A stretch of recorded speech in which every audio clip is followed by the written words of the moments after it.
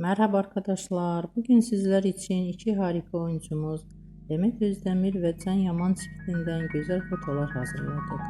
Onlar Erkenci Kuş dizisinde birlikte rol almış ve sevgili olmuşlar ve yakın zamanlarda yollarını ayırmışlar. Biz de sizler için onların romantik karelerini hazırladık. Bu videoların devamlı gelmesini istiyorsanız kanalımıza abone olup yorum yazmayı unutmayın. Bizden bu kadar.